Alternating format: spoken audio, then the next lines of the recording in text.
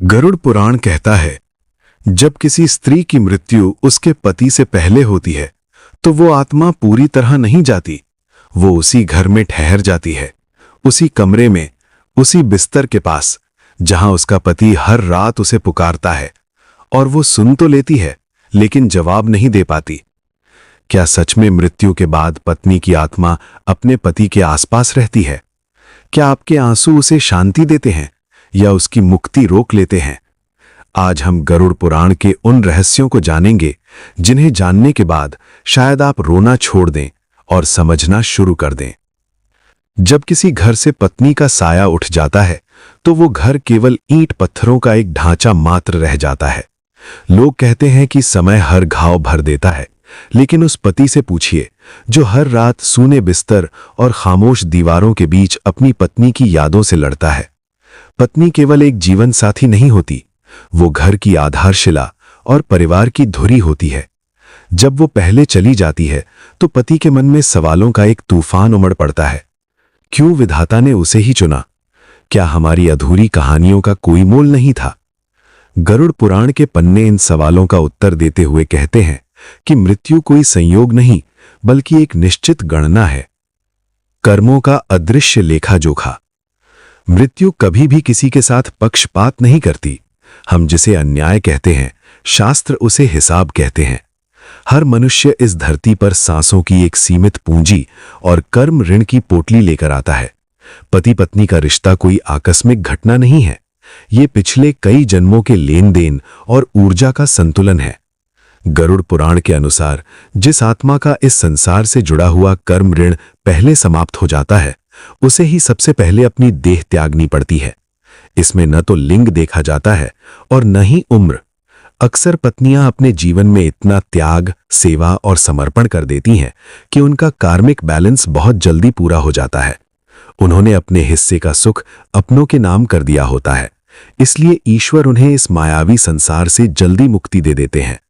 पति का इस संसार में रुकना किसी सजा का संकेत नहीं है, बल्कि इसका अर्थ है कि उसके हिस्से के कुछ कर्तव्य, कुछ कर्म और कुछ संघर्ष अभी भी शेष है। विदा हुई आत्मा का अदृश्य साथ। जब पत्नी की आत्मा शरीर छोड़ती है तो वो तुरंत किसी दूसरे लोक में ओझल नहीं हो जाती।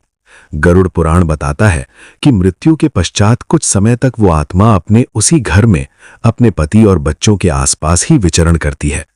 वो एक सूक्ष्म अवस्था में होती है जहां वो सब कुछ देख सकती है, सुन सकती है और महसूस कर सकती है, लेकिन वो बोल नहीं सकती।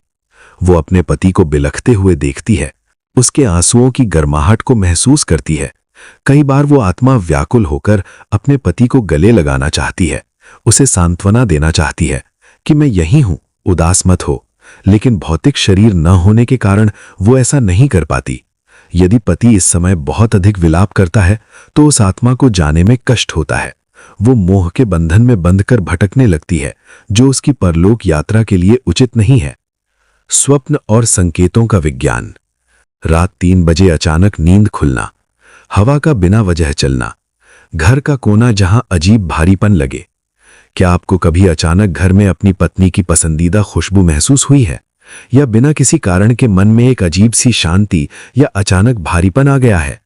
गरुड़ पुराण कहता है कि ये कोई वहम नहीं बल्कि आत्मा की उपस्थिति के संकेत हैं। सबसे महत्वपूर्ण माध्यम है स्वप्न। स्वप्न अक्सर आत्मा और जीवित व्यक्ति के बीच के सेतु होते हैं। यदि पत्नी शांत, सुंदर और प्रसन्न दिखाई देती है तो इसका अर्थ है कि वो सद्गति की ओर बढ़ रही है।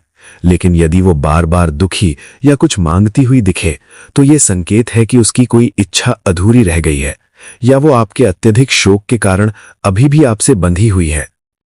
पति द्वारा की जाने वाली अनजानी गलतियां।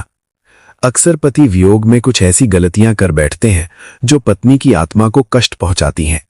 अत्यधिक मोह, बार बार उसका नाम पुकारना और कहना कि तुम लौट आओ, आत्मा को आगे बढ़ने से रोकता है।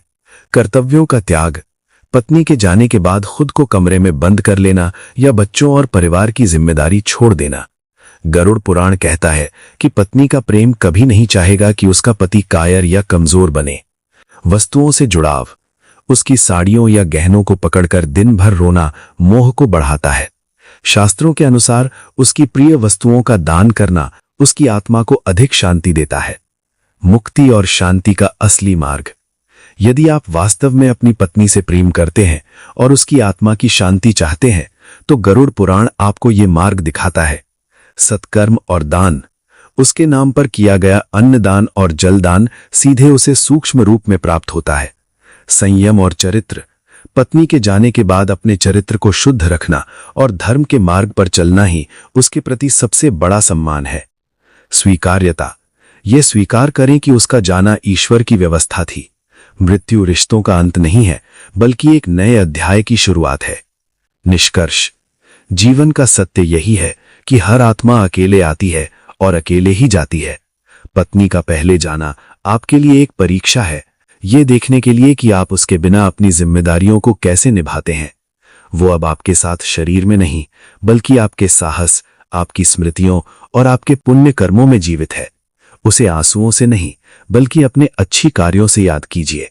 जब आप मजबूत बनकर खड़े होते हैं, तो उसकी आत्मा को भी बल मिलता है और वो मुस्कुराते हुए अपनी दिव्य यात्रा पर आगे बढ़ जाती है।